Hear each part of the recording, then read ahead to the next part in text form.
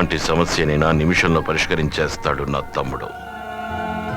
నా తమ్ముడు ఎంత మంచివాడో నీతో చెప్పినప్పుడు నువ్వు ఊహించి ఉండవు కదా వాడిలో ఇంత కోపం ఆవేశం ఉంటాయని. అవునా? తప్పు చేస్తే వాడు తట్టుకోలేడు, అది వాడి గుణం. మీరెంతో అదృష్టవంతులు, ఇంత మంచి తమ్ముడున్నాడు. తమ్ముడా? జన్మరీత్యా నేను వాడికి అన్నయ్యని కావచ్చు, కర్మరీత్యా వాడే నాకు అన్నయ్య. మా ఇంట్లో ఎవరికి ఏం కావాలన్నా వాడినే అడుగుతారు. అది ఎప్పుడూ అర్థమైంది. నేను పూజించే దేవుళ్ళకి కాదు, మీ తమ్ముడికే థ్యాంక్స్ చెప్పాలి. ఏంటది? భువనేశ్వరి దేవి సన్నిధిలో ఉంచి 41 రోజులు పూజ జరిపించిన తాళి, దీన్ని మీ చేతుల్లో పెడుతున్నాను.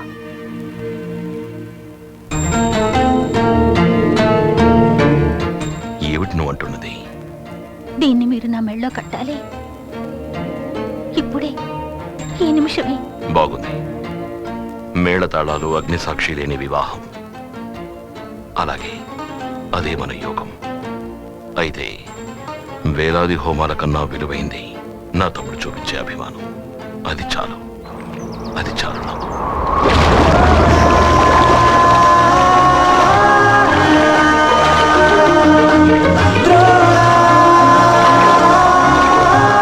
రామవరం వెళ్ళాలని నిర్ణయించుకున్నారా? ఈ నిర్ణయం నాది కాదు, ఈశ్వర సంకల్పం.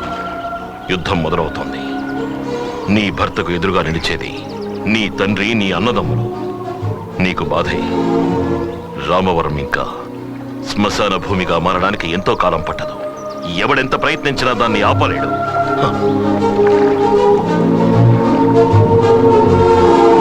పోస్ట్మార్టం రిపోర్ట్ వచ్చింది. పొలంలో మునిగి ఊపిరాడక చనిపోయాడని ఉంది. గద్వాలీలు అమ్మడానికి ఏదో ప్లాన్ వేశారట. ఇల్లు కూల్ చేయాలని వాళ్ళ ప్లాన్. ఒక ఇల్లు ఈ భూమి మీద ఉండాలా వద్దా అన్నది నిర్ణయించేది మనిషి కాదు, ఆ అధికారం దేవుడికే ఉంది.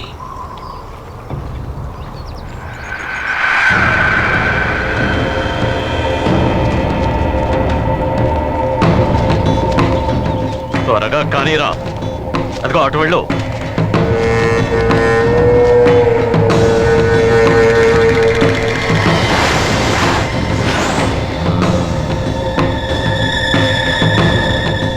ఆ చివరి వరకు తీసుకెళ్ళు.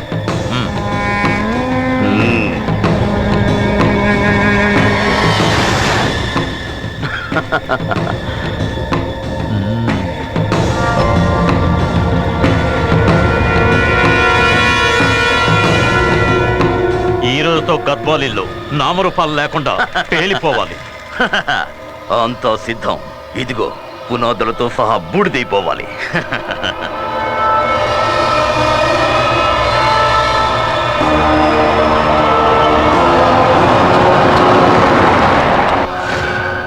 ఒక విధంగా చెప్పాలంటే ఇది కూడా ఒక బ్రహ్మహత్యే. అందరూ మనసులో అష్టాక్షరీ మంత్రం జపించండి.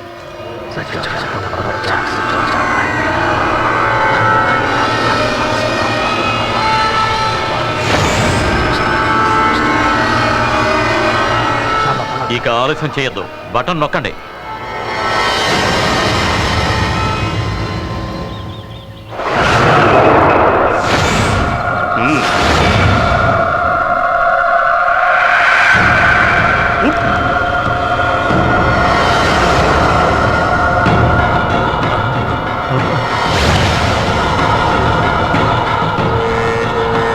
ఏ వెధవా, ఇది పనిచేయడం లేదు. ఏది ఇలా ఇవ్వండి.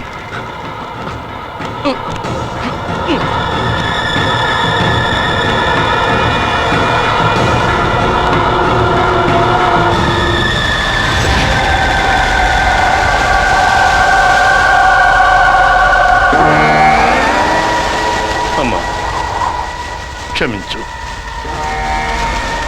పిల్లల తప్పుని క్షమించి వదిలే.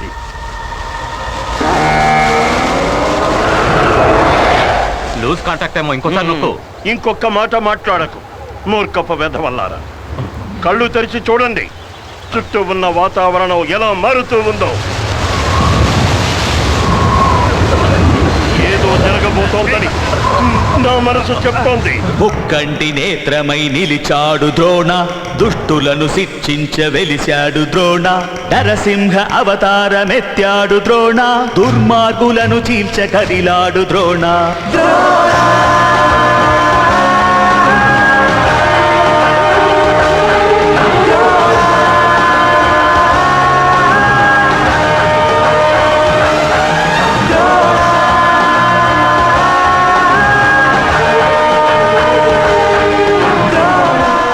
ఎవరు? ఏంటి అవతారం? దశావతారాలు మగవారివి. ఇంతవరకు మగవాళ్ళనే చూడని మీలాంటి ఆడంగి వెధవలకి మాలాంటి మగవాళ్ళని చూస్తే కళ్ళు తిరుగుతాయి, పిచ్చి పట్టినట్టు మాట్లాడతారు. మాధవ శాస్త్రి వీడిక్కడికి ఎందుకు వచ్చాడు? తండ్రి కొడుకులు పెట్టిన బాంబులు ఇంకా పేర్లేదా? ఉదయం ఇంటి నుంచి బయలుదేరేటప్పుడు గద్వాలింటిని ధూళిగా మార్చేద్దామని ఎన్నో కలలు కన్నట్టున్నారు. నేను ఈ ఇంటిని కాపాడుకోవాలని నిర్ణయించుకున్న తరువాత దాన్ని నాశనం చేయడం మీ వల్ల కాదు, మీ ముత్తాతల వల్ల కాదు. ఓయ్! మాధవ, పసుపులేటి మాధవ, పసుపులేటి మాధవ శాస్త్రి. భగవంతుడి ప్రతిరూపంలో ప్రకాశించే పసుపులేటి మాధవ్ గారెందుకు తొందరపడి ఇలా వచ్చారు? ఇల్లు కొనడానికా లేక సురేంద్ర చచ్చిన చోటు చూడటానికా?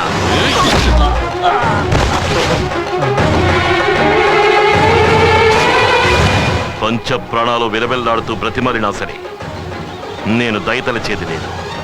ఏదో ఒక రోజు నీ దౌర్జన్యం అంతరించి తీరుతుంది. కానీ ఆనాడు కూడా తీరదు నా ఆవేదన. వాణ్ణి వదలరా. ఏం కావాలి నీకు? నాకు కావాల్సింది ఒక్కొక్కటిగా నేను తీసుకెళ్తాను, కానీ అంతవరకు ఎవరి ఈ ప్రాంతంలో ఉండకూడదు. గురువు గారు చెప్పింది విన్నారుగా, వెళ్ళిపోండి ఇక్కడి నుంచి. నువ్వెవరో చెప్పడానికి. ఇది గద్వాల. వాళ్ళ మీద చెయ్యి వెయ్యాలనుకోకు.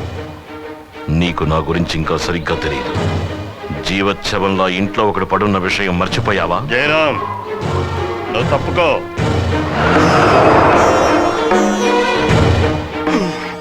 డాక్యుమెంట్స్ చూడాలా? ఒరిజినల్ డాక్యుమెంట్స్ ఉన్న హక్కుదారుని చూడాలా?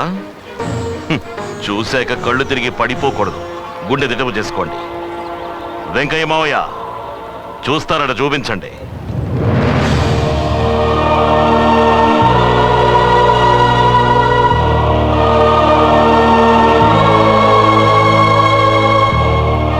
గద్వాలు వారి వారసురాలు తులసీమణి.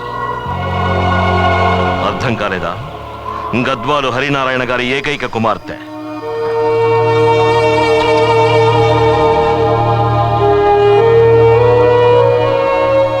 మీరు మర్చిపోయారా ఆ రోజుని?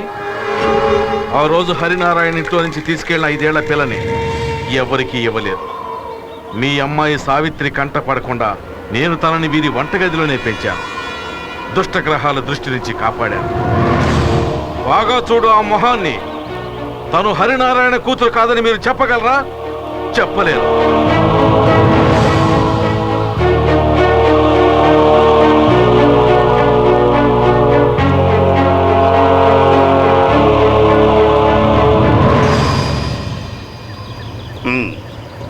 పాపం వెంకయ్య 7 సముద్రాలకు అవతల దాచిపెట్టిన తప్పించుకోలేకపోయావు కదా. ఎంత ఆవాహన చేసినా సావిత్రి రాకపోవడంలోని రహస్యం ఇప్పుడు నాకు అర్థమైంది. ఎదురు చూస్తోంది. వెళ్ళు, కుడికాలు పెట్టి వెళ్ళు.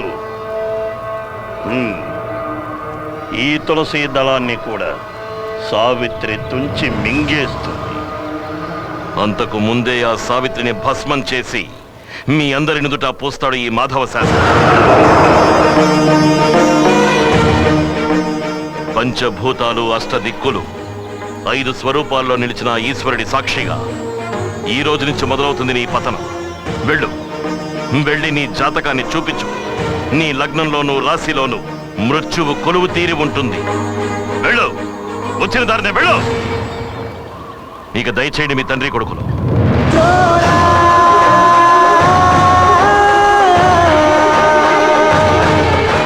చూడు, లోతు తెలియక ఊబిలో కాలు పెట్టారు ఈ తండ్రి కొడుకులు. ఇప్పుడు నువ్వు కూడా. మీరందరూ ఇంటికెళ్ళండి. పెద్దబావా 4 రోజుల్లో దీన్ని మనుషులుండే ఇల్లుగా మార్చి చూపిస్తాను. అది సాధించిన తర్వాత ఇంటికి వస్తాను. లేదంటే నన్ను కాల్చడానికి తోటలోని మామిడి చెట్టుని నరికించదని అమ్మతో చెప్పండి. శవాన్ని పనికిరాని కట్టెలతో కాల్చిపారేయండి.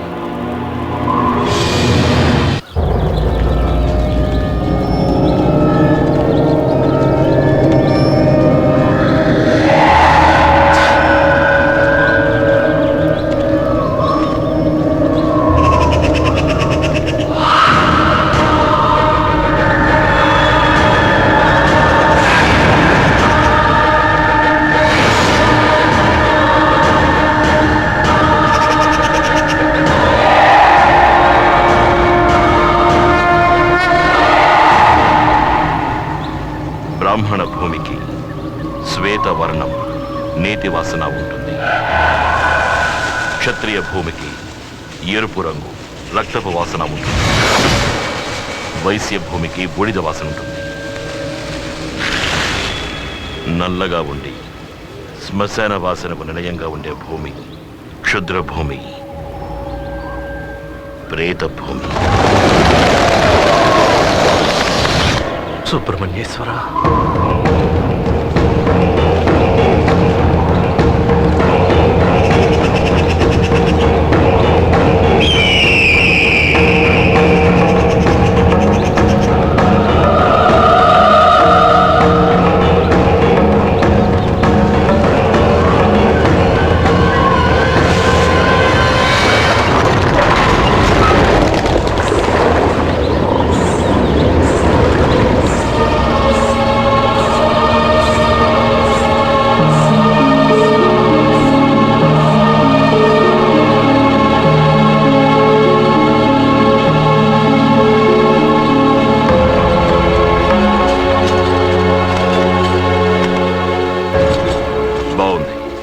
కాళహస్తి ఆచారి మట్టితోనూ చెక్కతోనూ కట్టిన కవిత లాంటి